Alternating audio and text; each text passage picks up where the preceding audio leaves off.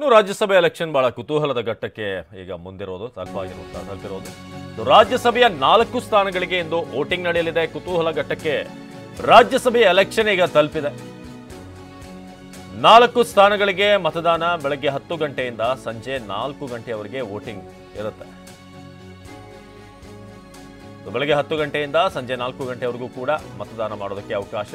ವಿಧಾನಸೌಧದ ಕೊಠಡಿ ಸಂಖ್ಯೆ 106ರಲ್ಲಿ ಮತದಾನ ಪ್ರಕ್ರಿಯೆ ನಡೆಯಲಿದೆ. ಸಂಜೆ 4ರ ಬಳಿಕ ಮತಗಳ ಎಣಿಕೆ ಸಂಜೆ ಇವತ್ತು ರಿಸಲ್ಟ್ ಕೂಡ ಅನೌನ್ಸ್ ಆಗುತ್ತೆ. ಸೊ 3 ಪಕ್ಷಗಳು ಕೂಡ ಈಗ ನಂಬರ್ ಗೇಮ್ ಲೆಕ್ಕಾಚಾರ ಜೋರಾಗಿದೆ 3 ಪಕ್ಷಗಳಿಂದ. ಸೊ ಹೋಟೆಲ್ನಿಂದ ಕಾಂಗ್ರೆಸ್ನ ಶಾಸಕರು ನೇರವಾಗಿ ವಿಧಾನಸೌಧಕ್ಕೆ ಬರ್ತಾರೆ. ಸೊ ಬೆಳಗ್ಗೆ 8ಕ್ಕೆ ವಿಧಾನಸೌಧ ತಲುಪಲಿರುವಂಥ ಬಿಜೆಪಿಯ ಶಾಸಕರು ಕೂಡ. ಸೊ ಇದು ರಾಜ್ಯಸಭೆಯ ಒಂದು ಫೈಟ್ ಏನಿದೆ ಅದನ್ನು ಬಹಳ ಪ್ರತಿಷ್ಠೆಯಾಗಿ 3 ಪಕ್ಷಗಳು ಕೂಡ ಅದು ಯಾವಾಗ 5ನೇ ಅಭ್ಯರ್ಥಿಯಾಗಿ ಕುಪೇಂದ್ರ ರೆಡ್ಡಿ ಅವರ ಎಂಟ್ರಿ ಆಗುತ್ತೋ NDA ಅಭ್ಯರ್ಥಿಯಾಗಿ ಆಗ ರಾಜ್ಯಸಭೆಯ ರಣಕಣ ಇನ್ನಷ್ಟು ರಂಗೇರುತ್ತೆ. ನೀವು ಪೋಷಕರಾಗಲು ಕಾಯುತ್ತಿದ್ದೀರಾ? ಚಿಂತಿಸದಿರಿ. ಓಯಾಸಿಸ್ ಫರ್ಟಿಲಿಟಿ 90,000 ದಂಪತಿಗಳ ಜೀವನದಲ್ಲಿ ಸಂತೋಷವನ್ನು ತಂದಿದೆ. 7825893601ಗೆ ಕರೆ ಮಾಡಿ ಅತ್ಯದ್ಭುತ ರಿಯಾಯಿತಿ ಪಡೆಯಿರಿ ಹಾಗೂ ಎಲ್ಲರಿಗೂ ಗುಡ್ ನ್ಯೂಸ್ ಕೊಡಿ. ನಾವು ಅಭ್ಯರ್ಥಿಗಳ ಬಗ್ಗೆ ಕೂಡ ತಿಳಿಸ್ತಾ ಇದ್ದೀವಿ. ಕಾಂಗ್ರೆಸ್ನಿಂದ GC ಚಂದ್ರಶೇಖರ್, ಅಜಯ್ ಮಖೇನ್, ಹಾಗೆಯೇ ನಾಜೀರ್ ಹುಸೇನ್ ಇದ್ದಾರೆ.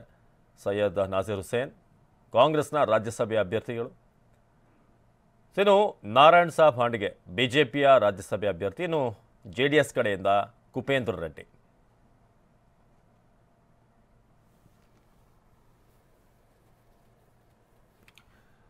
ನಮ್ಮ ಪ್ರತಿನಿಧಿ ಸುನಿಲ್ ಈ ಬಗ್ಗೆ ಹೆಚ್ಚಿನ ಮಾಹಿತಿಯನ್ನ ನೀಡ್ತಾರೆ ನೇರ ಸಂಪರ್ಕದಲ್ಲಿ. ಸುನಿಲ್, ರಾಜ್ಯಸಭೆಯ ರಣಕಣ ರಂಗೇರ್ತಾ ಇದೆ. ಕುಪೇಂದ್ರ ರೆಡ್ಡಿ ಅವ್ರನ್ನ ಯಾವಾಗ ಅಲ್ಲಿ ಅನೌನ್ಸ್ ಮಾಡಲಾಯಿತು ಆಗಿಂದ ಇನ್ನಷ್ಟು ಕಾವು ಪಡ್ಕೊಳ್ತೀವಿ ಒಂದು ಫೈಟ್ ಅಂತ ಹೇಳಬೇಕು. ಸೊ ನಂಬರ್ ಗೇಮ್ ಹೇಗೆ ನಡೀತಿದೆ ಸುನಿಲ್?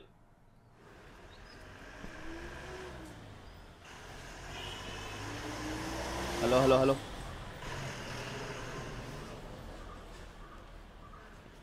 ಮತ್ತೆ ಸಂಪರ್ಕ ಮಾಡ್ತೀವಿ. ಸುನಿಲ್ ಈ ಬಗ್ಗೆ ಹೆಚ್ಚಿನ ಮಾಹಿತಿಯನ್ನು ಕೊಡ್ತಾರೆ. ಕುತೂಹಲ ಘಟ್ಟಕ್ಕೆ ತಲುಪಿದೆ ರಾಜ್ಯಸಭೆಯ ಕ್ಲೈಮ್ಯಾಕ್ಸ್.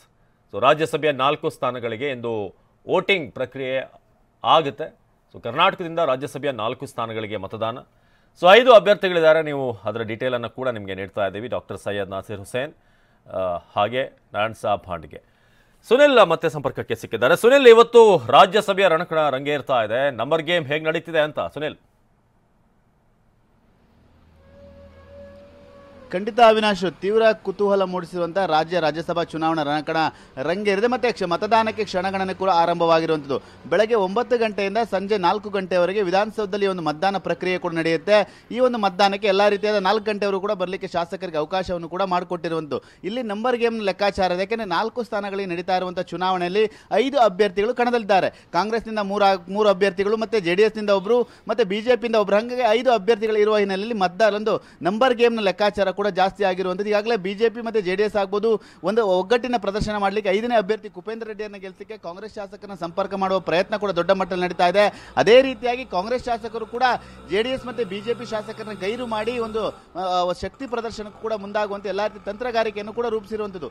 ಈಗಾಗಲೇ ಬಂದಿರೋ ಮಾಹಿತಿಯ ಪ್ರಕಾರ, ಈಗಾಗಲೇ ಮತ ಸಂಖ್ಯೆಗಳ ಪ್ರಕಾರ ನೋಡ್ತಾ ಇದ್ರೆ ಕಾಂಗ್ರೆಸ್ಗೆ 3 ಅಭ್ಯರ್ಥಿಗಳಿಗೆ ಗೆಲ್ಲಲಿಕ್ಕೆ ಯಾವುದೇ ರೀತಿಯಾಗಿ ತೊಂದರೆ ಆಗಲ್ಲ. ಆದರೆ ಬಿಜೆಪಿನ 1 ಅಭ್ಯರ್ಥಿ ಗೆಲ್ತಾರೆ. ಆದರೆ 5ನೇ ಅಭ್ಯರ್ಥಿ ಗೆಲ್ಲಲಿಕ್ಕೆ ಒಂದು ಮತಗಳ 3 ರಿಂದ 4 ಮತಗಳು ಬೇಕಾಗುತ್ತೆ. ಆ ಮತಗಳನ್ನು ಈಗಾಗಲೇ JDS ನಾಯಕರು ಸಂಪರ್ಕ ಮಾಡಿದ್ದಾರೆ ಅನ್ನೋ ಮಾಹಿತಿ ಕೂಡ ಲಭ್ಯವಾಗಿರೋದು. ಅದಕ್ಕೆ ಪೂರಕವಾಗಿ ಶರಣಗೌಡ ಕಂದಕೂರ್ ಅವರು ಗೈರಾಗ್ತಾರೆ ಅನ್ನೋ ಮಾಹಿತಿ ಕೂಡ ಲಭ್ಯವಾಗಿತ್ತು. ಆದರೆ ನಿನ್ನೆ ಕುಮಾರಸ್ವಾಮಿ ಮತ್ತು ನಿಖಿಲ್ ಕುಮಾರಸ್ವಾಮಿ ಅವರು ಶರಣಗೌಡ ಕಂದಕೂರ್ ಅವರನ್ನ ಮನವೊಲಿಸಿ ಓಟ್ ಹಾಕ್ಲಿಕ್ಕೆ ಮತದಾನಕ್ಕೆ ಬರ್ಲಿಕ್ಕೆ ಕೂಡ ಮನವಿ ಮಾಡಿದ್ದಾರೆ. ಹಾಗಾಗಿ ಈಗ 4 ಮತಗಳ ಅವಶ್ಯಕತೆ ಈಗ 5ನೇ ಅಭ್ಯರ್ಥಿ ಗೆಲ್ಲಲಿಕ್ಕೆ ಬೇಕಾಗುತ್ತೆ. ಇದನ್ನು ಯಾವ ರೀತಿಯಾಗಿ ಬಿಜೆಪಿ ಮತ್ತು JDS ನಾಯಕರು ತಂತ್ರಗಾರಿಕೆಯನ್ನು ಮಾಡ್ತಾರೆ ಅಂತ ಕಾದು ನೋಡಬೇಕಾಗಿದೆ. ಒಂದು ಕಡೆ ಈಗಾಗಲೇ ಈಗ ಬಿಜೆಪಿ JDS ಕಾಂಗ್ರೆಸ್ಗೆ ಬೇಕಾದಂಥ ಮತಗಳಲ್ಲಿ ಏನಾದರೂ 1-2 ಮತಗಳೇನಾದರೂ ಕಾಂಗ್ರೆಸ್ ನಾಯಕರು ಗೈರಾದರೆ ಮತ್ತೆ JDSನ ಮತ್ತೆ NDA ಮೈತ್ರಿಕೂಟದ ಅಭ್ಯರ್ಥಿ 5ನೇ ಅಭ್ಯರ್ಥಿ ಗೆಲ್ಲಲಿಕ್ಕೆ ಅವಕಾಶವಾಗುತ್ತೆ. ಹಾಗಾಗಿ ಈ ನಂಬರ್ ಗೇಮ್ನ ಈಗಾಗಲೇ ಗೆಲ್ಲೇಬೇಕು ಅಂತ ಹೇಳಿ 3 ಪಕ್ಷಗಳು ತಂತ್ರಗಾರಿಕೆಯನ್ನು ಕೂಡ ರೂಪಿಸ್ತಾ ಇದ್ದಾರೆ. ಎಲ್ಲಾ ಶಾಸಕರು ಈಗಾಗಲೇ ಕಾಂಗ್ರೆಸ್ನ ಶಾಸಕರು ರೆಸಾರ್ಟ್ನಲ್ಲಿ ವಾಸ್ತವ್ಯ ಹೂಡಿದ್ದಾರೆ. ಅವರೆಲ್ಲರೂ ಕೂಡ ನೇರವಾಗಿ ವಿಧಾನಸೌಧಕ್ಕೆ ಬರ್ತಾರೆ. ವಿಧಾನಸೌಧಕ್ಕೆ ಬಂದು ಮತದಾನ ಪ್ರಕ್ರಿಯೆಗೆ ಎಲ್ಲ ಈಗಾಗಲೇ ಸೂಚನೆಯನ್ನು ಕಾಂಗ್ರೆಸ್ ಶಾಸಕರಿಗೆ ಕೊಟ್ಟಿರುವಂಥದ್ದು. ಅದೇ ರೀತಿಯಾಗಿ ಬಿಜೆಪಿ ಮತ್ತು JDS ಶಾಸಕರು ಕೂಡ ಬೆಳಗ್ಗೆ ಅವರವರ ವಿಧಾನಸೌಧದಲ್ಲಿರುವಂತಹ ಶಾಸಕಾಂಗ ಕಚೇರಿ ಕೊಠಡಿಗೆ ಬರಲಿಕ್ಕೆ ಸೂಚನೆಯನ್ನು ಕೊಟ್ಟಿದ್ದಾರೆ. ಎಲ್ಲರೂ ತಂಡವಾಗಿ ಈಗಾಗಲೇ ಮತದಾನವನ್ನು ಮಾಡಲಿಕ್ಕೆ ಈಗಾಗಲೇ ಎಲ್ಲರೂ ಸೂಚನೆಯನ್ನು ಕೂಡ ಕೊಟ್ಟಿರುವಂಥದ್ದು. ಇಲ್ಲಿ ಇಲ್ಲಿ ಯಾರಾದರೂ ಗೈರಾಗ್ತಾರೆ ಅನ್ನೋ ಕುತೂಹಲ ಕೂಡ ಹೆಚ್ಚಾಗಿ ಮನೆ ಮಾಡಿರುವಂಥ ಪ್ರಮುಖವಾಗಿ ಬಿಜೆಪಿಯಿಂದ ಎಸ್ ಟಿ ಸೋಮಶೇಖರ್, ಶಿವರಾಮ್ ಹೆಬ್ಬಾರ್ ಅವರು ಗೈರಾಗ್ತಾರೆ ಅನ್ನೋ ಮಾತುಗಳು ಕೂಡ ದೊಡ್ಡ ಮಟ್ಟಕ್ಕೆ ಕೇಳಿ ಬರ್ತಾರೆ. ಯಾಕೆಂದರೆ ಈಗಾಗಲೇ ಎಸ್ ಟಿ ಸೋಮಶೇಖರ್ ಅವರು ಕಾಂಗ್ರೆಸ್ನ ನಾಯಕರ ಜೊತೆ ಹೆಚ್ಚಾಗಿ ಗುರುತಿಸಿಕೊಂಡಿದ್ದಾರೆ. ಪದೇ ಪದೇ ಕಾಂಗ್ರೆಸ್ ನಾಯಕರನ್ನ ಹೊಗಳುವಂಥ ಕೆಲಸವನ್ನು ಮಾಡ್ತಾ ಇದ್ದಾರೆ. ಆ ಒಂದು ಹಿನ್ನೆಲೆಯಲ್ಲಿ ಬಿಜೆಪಿಯಿಂದ ಇಬ್ಬರು ಶಾಸಕರು ಗೈರಾಗುವಂಥ ಸಾಧ್ಯತೆ ಕೂಡ ದಟ್ಟವಾಗಿರುವಂಥದ್ದು. ಈ ಒಂದು ಹಿನ್ನೆಲೆಯಲ್ಲಿ ಈ ಒಂದು ಸಂದರ್ಭದಲ್ಲಿ ಲೋಕಸಭಾ ಚುನಾವಣೆ ಹೊಸ್ತಿಲಲ್ಲಿ ನಡೀತಾ ಇರುವಂಥ ಈ ಒಂದು ರಾಜ್ಯಸಭಾ ಚುನಾವಣೆಯನ್ನು ಮೂರು ಪಕ್ಷಗಳು ಪ್ರತಿಷ್ಠೆಯಾಗಿ ತೆಗೆದುಕೊಂಡಿದ್ದಾವೆ. ಅದರಲ್ಲೂ ಕೂಡ ಕಾಂಗ್ರೆಸ್ ಈ ಬಾರಿಯ ಈ ಒಂದು ಚುನಾವಣೆಯಲ್ಲಿ ಬಿಜೆಪಿ ಮತ್ತು ಜೆಡಿಎಸ್ ಶಾಸಕರನ್ನ ಗೈರು ಮಾಡಿ ಶಕ್ತಿ ಪ್ರದರ್ಶನವನ್ನು ಮಾಡಬೇಕು, ಒಂದು ಮುಂಬರುವ ಲೋಕಸಭಾ ಚುನಾವಣೆಗೆ ಒಂದು ಸಂದೇಶವನ್ನು ಕೊಡಬೇಕು ಅಂತ ಹೊರಟಿರುವಂಥದ್ದು. ಆದರೂ ಕೂಡ 5ನೇ ಅಭ್ಯರ್ಥಿಯನ್ನು ಈಗಾಗಲೇ ಇಳಿಸಿರುವಂಥ ಕುಪೇಂದ್ರ ರೆಡ್ಡಿ ಅವರು ಎಂದರೆ ಇದು NDA ಅಭ್ಯರ್ಥಿ ಆದ ಹಿನ್ನೆಲೆಯಲ್ಲಿ ಯಾವ ರೀತಿಯಾಗಿ ಬಿಜೆಪಿ ಮತ್ತು ಜೆಡಿಎಸ್ ನಾಯಕರು ಕಸರತ್ತನ್ನು ಮಾಡ್ತಾರೆ, 5ನೇ ಅಭ್ಯರ್ಥಿಯನ್ನು ಗೆಲ್ಲಿಸಿಕೊಳ್ಳಲಿಕ್ಕೆ ಎಷ್ಟು ಪ್ರಯತ್ನವನ್ನು ಮಾಡ್ತಾರೆ ಅಂತ ಕಾದು ನೋಡಬೇಕಾಗಿದೆ. ಇಲ್ಲಿ ಯಾವುದೇ ಪಕ್ಷದಿಂದಲೂ ಒಬ್ಬರಾದ್ರೂ ಗೈರಾದರೂ ಕೂಡ ಮುಂದಿನ ಲೋಕಸಭಾ ಚುನಾವಣೆಯ ಮೇಲೆ ಪ್ರಭಾವ ಬೀರುತ್ತೆ. ಬೇರೆ ಬೇರೆ ರೀತಿಯಂತ ರಾಜಕೀಯ ಸಂದೇಶ ಲೆಕ್ಕಾಚಾರಗಳು ಹೋಗುವ ಹಿನ್ನೆಲೆಯಲ್ಲಿ ಅವರವರ ಶಾಸಕರನ್ನು ಹಿಡಿದಿಟ್ಟುಕೊಳ್ಳಲು ನಿನ್ನೆ ತಡರಾತ್ರಿಯವರೆಗೂ ಕೂಡ ತಂತ್ರ ಪ್ರತಿತಂತ್ರವೂ ಕೂಡ ನಡೆದಿರುವಂಥದ್ದು. ಎಲ್ಲ ಶಾಸಕರನ್ನ ಮನವೊಲಿಸುವ ಪ್ರಯತ್ನವನ್ನು ಅವರವರ ನಾಯಕರು ಕೂಡ ಮಾಡಿರುವಂಥ. ಆದರೆ ಮತದಾನಕ್ಕೆ 9 ಗಂಟೆ ಆರಂಭವಾಗುತ್ತೆ. ಸಂಜೆ 4 ಗಂಟೆವರೆಗೆ ನಡೆಯುವಂಥ ಮತದಾನದಲ್ಲಿ ಎಷ್ಟು ಜನ ಹಾಜರಾಗ್ತಾರೆ, ಯಾರ್ಯಾರು ಗೈರಾಗ್ತಾರೆ ಅನ್ನೋ ಕುತೂಹಲ ಕೂಡ ತೀವ್ರವಾಗಿ ಮನೆ ಮಾಡಿರುವಂಥದ್ದು. ಅವಿನಾಶ್, ಧನ್ಯವಾದ ಸುನಿಲ್. ಇದು ರಾಜ್ಯಸಭೆಯ ನಂಬರ್ ಗೇಮ್ ಲೆಕ್ಕಾಚಾರ ಈಗ ನಡೀತಾ ಇದೆ, ಕುತೂಹಲ ಘಟ್ಟದಲ್ಲಿರೋದು. ಜೊತೆಗೆ ಎಲ್ಲ ಶಾಸಕರುಗಳು ಕೂಡ ಹಾಜರಾಗೋ ಹಾಗೆ, ಯಾರು ಕೂಡ ಗೈರಾಗದ ಹಾಗೆ ಕೂಡ ಈಗ ಮುತುವರ್ಜಿ ವಹಿಸಲಾಗ್ತಾ ಇದೆ. ಸೊ ರಾಜ್ಯಸಭೆಯ 4 ಸ್ಥಾನಗಳಿಗೆ ಮತದಾನ ನಡೆಯೋದು.